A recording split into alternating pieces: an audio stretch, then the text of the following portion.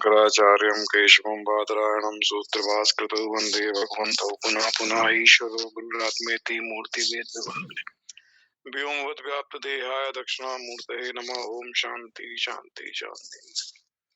वसुदेव सुतं देवं कंसचारूणमर्दनं देवकी परमानंदं कृष्णं वन्दे जगद्गुरुं कृष्णं वन्दे जगद्गुरुं। ओम नमस्ते रामचंद्राय माधवाय नमो नमः गोविंदाय नमस्तुभ्यं नमस्ते परमात्मने अद्वैत ब्रह्म रूपाय ज्ञान गम्याय ते नमः नमः पूर्णाय रम्याय माधवाय चिदात्मने। ओम श्री परमात्मने नमः। श्रीमद् भगवत गीता चतुर्थ अध्याय से भगवान वाच बहुने में बीती तानि जन्मानि तच्चार्जुन तान्यं वेद सर्वाणि न त्वं वेद परन्तप अजो अपि सन्नोव्यात्मा भूतानां ईश्वरोऽपि सन् प्रकृतिं स्वामधिष्ठः सम्भवत् आत्माया यदा यदा हि धर्मस्य ग्लानिर्भवति भारत व्युत्थानं धर्मस्य तदात्मानं सृजाम्यहम् परित्राणां साधूनां विनाशाय च दुष्कृतां धर्म संस्थापनार्थाय सम्भवामि युगे युगे। जन्म कर्म च मे दिव्यम् एवं यो वेत्ति तत्त्वतः त्यक्ता देहं पुनर्जन्म नैति मामेषु अर्जुन। वीतराग भया क्रोधा मनमया मामुपाश्रिता भयपो ज्ञान तपसा पूता मधुभामागता ये यथा मां प्रपदन्ते तांस्ते भजाम्यहम् वर्तानुवर्तन्ते मनुष्य बल सर्वसा। जय श्री कृष्ण। तो अर्जुन जो है भगवान से कह रहे हैं कि आप अपनी मुझे संपूर्णता से सारी विभूति बता दें, क्योंकि अगर विभूति मुझे पता चल जाएगी तो मैं आपका उसी भाव से चिंतन करता रहूं। और विभूति योग को भगवान ने कह दिया मेरी जो है एबिकम्पेन योग है, एबिचल भक्ति को प्राप्त कर देता है। तो अर्जुन को लगा सबसे सरल उपाय भक्ति का यही है कि मैं भगवान की विभूति का चिंतन करूं। तो भगवान से प्रार्थना कर रहा है कि आप जो है मुझे अपनी सारी विभूति संपूर्णता से कहिए। देखिए वक्तुम कहते हैं, वक्तुम अहर्षि ऐसे मतलब संपूर्णता से, कुछ शेष मत छोड़ो। दिव्या ही आत्म विभूतियां, आत्म विभूतियां अपनी जितनी आपकी विभूति हैं, आत्म विभूति अपनी जो दिव्य विभूति है, दिव्या ही आत्म विभूतियां या फिर विभूति विभूति भी लोकानाम लोकानिमाम त्वम व्याप तिष्ठति। तिष्ठति कहते हैं इसमें आप स्थित हैं, कि जिन विभूतियों के द्वारा इन सब लोगों को व्याप्त करके आप स्थित हैं। भगवान ने कहा कि भाई कल एक शब्द इस्तेमाल किया था, महत्वपूर्ण है। सतचित आनंद स्वरूप जो ये महान महासागर है, ये जो महासागर है जो भगवान विष्णु है, उसको कहा सतचित आनंद रूपी जो महासागर है, उसमें इच्छा रूपी तरंग से आत्मा रूपी जो अंश की बूंद उत्पन्न हुई, जिसे आत्मा कहते हैं। तो जो आत्मा है हम सबके अंदर चर और अचर जितने प्राणी हैं, स्थावर और जंगम, जिनके अंदर भी वो चेतन शक्ति रूपी आत्मा है, वो आत्मा अंश जो है वो सच्चिदानंद जो महासागर है उससे उत्पन्न हुई। वो बूंद जो है, आत्मा अंश जो बूंद है, वो बूंद है उस सच्चिदानंद महासागर। जब तक वो बूंद अपने उत्पत्ति स्थान उस महासागर में विलीन नहीं हो जाती, तब तक वो भटकती रहती है, क्योंकि अपने स्वरूप को भूल गई कि मेरा वास्तविक स्वरूप वही सच्चिदानंद स्वरूप है। वो उसने अपना संबंध प्रकृति जनित, त्रिगुणात्मक प्रकृति जनित जो शरीर है, जो मन बुद्धि चित्त अहंकार हैं, जो पदार्थ है, व्यक्ति हैं, उनके साथ आसक्त कर दिया। उनके साथ संबंध बनाने के कारण वो फंस गई। भगवान ये कह रहे हैं कि सारी विभूति मुझसे उत्पन्न हुई है, जितने भी पदार्थ हैं, जितने भी व्यक्ति हैं, अहम सर्वस्व प्रभु, सबकी उत्पत्ति का कारण मैं ही। मत्ते वो भी कहा 9वें अध्याय में कि सबकी उत्पत्ति के कारण मैं ही, सब मुझसे उत्पन्न हुए। उसी महासागर से बूंद उत्पन्न हुई है। तो बूंद का जो स्वरूप है उसी महासागर का सच्चिदानंद, उसको विस्मृति हो गई उसकी कि मेरा जो वास्तविक स्वरूप है, उसने अपना संबंध संसार के कारण साथ बना लिया। इसलिए वो भगवान कह रहे हैं सब विभूति मुझसे ही है। मैं तुझे संक्षेप में कहूंगा, अर्जुन कह रहे हैं कि मुझे जरा विस्तार से कह दो। तो प्रश्न ये है कि विभूति के मामले में चाहे कोई हो, ब्रह्मा विष्णु महेश हो, वो भी उनकी विभूति है परमात्मा। एक ही ब्रह्म की, एक ही परमात्मा की अलग अलग नाम रूप उपाधि हैं जो कुछ कार्य करने के लिए, जैसे सूर्य है, चंद्रमा है, तो सबके अपने अपने कार्य है। धर्मराज है, यमराज है, तो सबके अपने अपने भगवान ने सबकी ड्यूटी असाइन कर दी। तो वो भगवान ही उन कार्य के लिए उस नाम रूप उपाधि में खुद ही व्यक्त हो गए, चूंकि आत्मा तो सबके अंदर एक ही है। तो एक विभूति अच्छी लगी है, मैं देखो उसे बताते हैं कि भगवान शंकर ने एक स्तुति की भगवान राम की। उसमें देखो सारी विभूतियों को एक साथ ले लिया। जो प्रार्थना है उस स्तुति में सब वही भगवान राम की ही विभूति है, ये उन्होंने कहा। और ये स्तुति की है जब भगवान राम अपने अवतार का समय पूरा करके अपने धाम को जा रहा है। बहुत बढ़िया भगवान शंकर ने स्तुति की है भगवान राम की। उसमें आप देखो सब स्तुति में अलग अलग जो विभूतियां हैं, जो महत्वपूर्ण विभूतियां, उसमें आप ही हैं, ये उन्होंने बताया। बाकी गीता में उसमें आएगा कि विभूतियों को कुछ भगवान कृष्ण ने बताया गीता में, कुछ भगवान कृष्ण ने उद्धव जी को बताया एकादश स्कंद में, उसमें विभूति बताई। वो विभूति काफी हद तक गीता की विभूति से अलग है और काफी कुछ कॉमन है। तो मतलब ये नहीं कि ये विभूति तो संक्षेप में सभी भगवान की विभूति। भगवान शंकर कह रहे हैं जो रघुवंश में उत्पन्न हुए, करुणा के सागर है, आवागमन रूपी संसार के बंधन से मुक्त करने वाले, समस्त पाप राशि का विनाश करने वाले, जो लक्ष्मी के स्वामी है, गरुण जिनका वाहन है, जल रूप धारण करने वाले हैं, सबके ईश्वर है, सबका पालन पोषण रक्षण करने वाले हैं, लोगों का उद्धार करने वाले हैं, भव बाधा का निवारण करने वाले हैं और शत्रुओं का संहार करने वाले हैं। ऐसे आप मनुष्य रूप धारण करने वाले एवं जगत के एकमात्र ईश्वर रघुनंदन श्री राम को मैं प्रणाम करता हूँ। अब देखो जो भूदेवी के स्वामी है, विभूति आ गई। वनमाला धारण करने वाले हैं, मेघ के समान जिनका नील वर्ण है, जो धरणी को धारण करने वाले हैं, श्री हरि रूप से जो लक्ष्मी नारायण कहलाते हैं।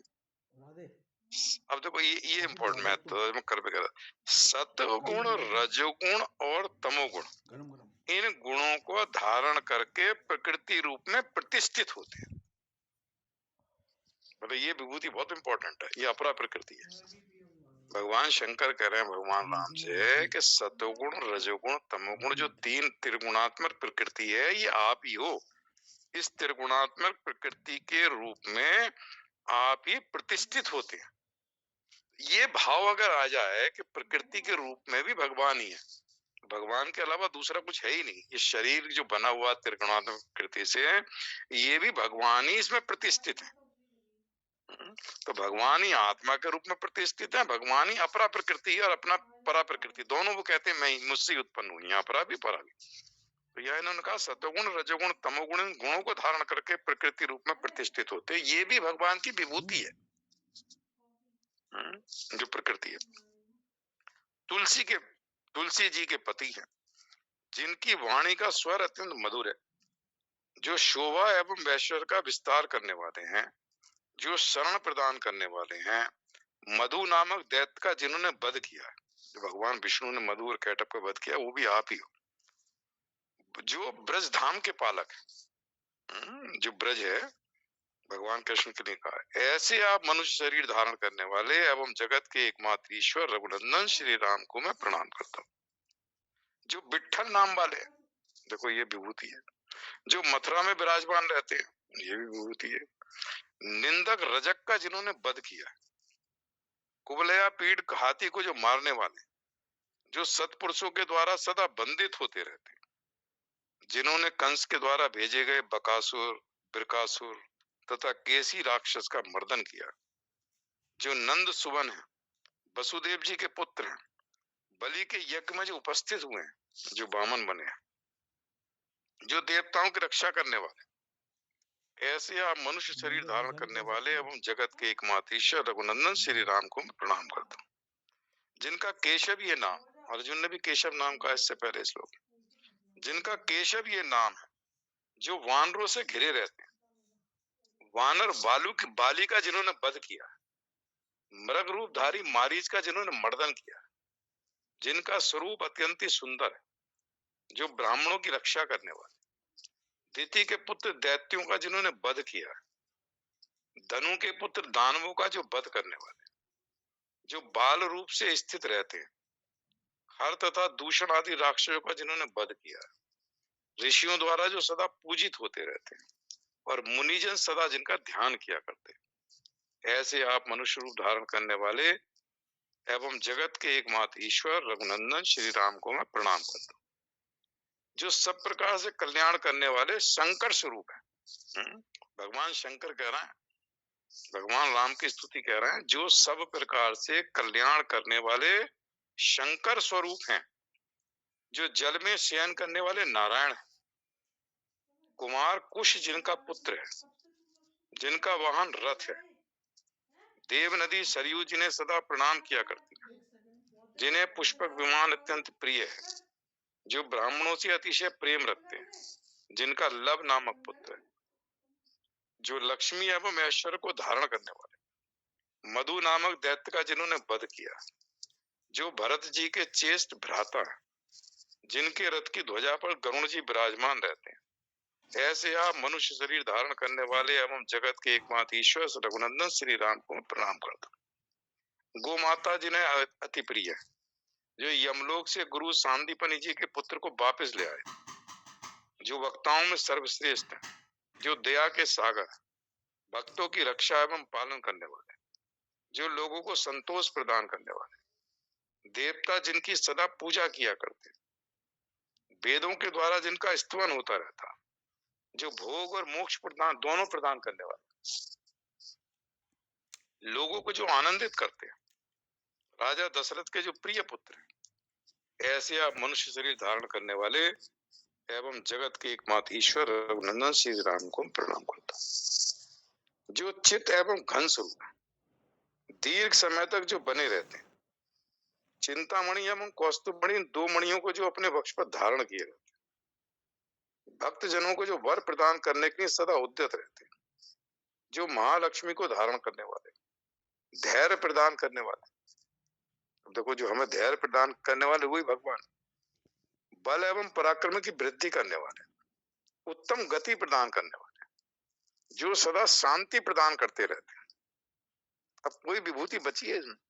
जो लोगों का संसार सागर से उद्धार करने वाले, अमोद बाण धारण करने वाले, जो हाथी के समान धीर गति से चलने वाले, ऐसे आप मनुष्य शरीर धारण करने वाले एवं जगत के एकमात्र ईश्वर रघुनंदन श्री राम को मैं प्रणाम करता हूँ, जो शांग नामक धनुष को धारण किए रहते, कमल पुष्प के समान सुंदर और स्फुलित जिनका मुखमंडल है, कमल के समान आयत जिनके विशाल नेत्र हैं, जिनके चरण कमलों के समान आभा वाले, जिनके चरण कमलों के समान आभा वाले, जिनकी देह का वर्ण श्यामल, जो सूर्य के समान प्रकाशमान, जो चंद्रमा को सुख प्रदान करने वाले, करुणा के सागर, जो सत्पुरुषों के स्वामी, राजऋषि दशरथ जी के पुत्र, सभी श्रेष्ठ राजा जिनकी सदा वंदना किया करते हैं, राजाओं के जो प्रिय हैं, ऐसे आप मनुष्य शरीर धारण करने वाले एवं जगत के एकमात्र ईश्वर रघुनंदन श्री राम को प्रणाम करता हूं, जो वस्तुतः निर्गुण है, परंतु भक्तों के कल्याण के लिए सगुण स्वरूप धारण करने वाले। भक्तों के कल्याण के लिए आप ही सगुण बन जाते हो, आप ही निर्गुण हो। राजाओं के शिरोमणि हैं, लोगों की बुद्धि को प्रखर बनाने वाले, जिनका स्वरूप कभी च्युत न होने वाला शाश्वत सनातन है, जो पुरुषों में सर्वोत्तम है, पुरुषोत्तम हो गए आप ही हो, जो परमेष्ठी स्वरूप है, जो मुस्कुराते हुए बोलते हैं, जो सबके स्वामी हैं, हनुमान जी सदा जिनकी वंदना किया करते हैं, जो महालक्ष्मी के पति हैं और लोगों के समस्त कर्मों के जो साक्षी हैं, ऐसे आप मनुष्य शरीर धारण करने वाले एवं जगत के एकमात्र ईश्वर रघुनंदन श्री राम को मैं प्रणाम करता हूं। ये भगवान शंकर ने 100 नामों से भगवान राम की स्तुति की है, जिसमें अलग अलग भगवान कृष्ण भी आप ही हैं, राम भी आप ही हैं, शंकर भी आप ही हैं, सबकी उत्पत्ति करने वाले भी आप ही हैं। मतलब ये बताया कि